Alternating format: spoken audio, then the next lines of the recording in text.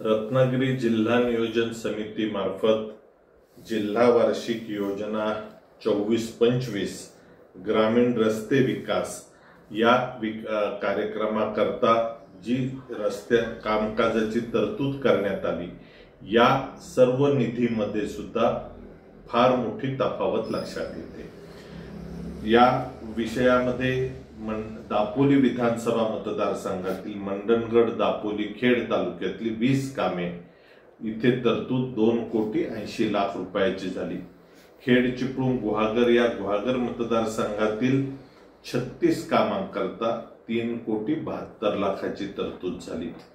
संगमेश्वर, चिपळूण या चिपळूण विधानसभेकरता 27 कामांकरता 3,42,00,000 रुपयाची तरतूद झाली। संगमेश्वर रत्नागिरी या रत्नागिरी विधानसभेकरता 24 कामांकरता 4,90,00,000 रुपये आणि संगमेश्वर, लांजा, राजापूर या राजापूर विधानसभेकरता 72 कामे आणि 10,08,00,000 रुपये।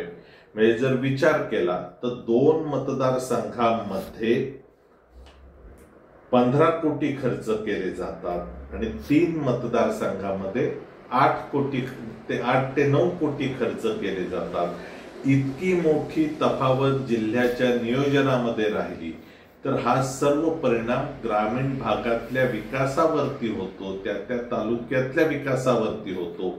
आणि हा सर्व या पद्धतीनं कंत्राटदारांच्या भल्याच्या कामाचे निर्णय ज्यावेळी घेतले गेले त्यावेळी मात्र कृषी विभागामधला निधी कमी केला गेला।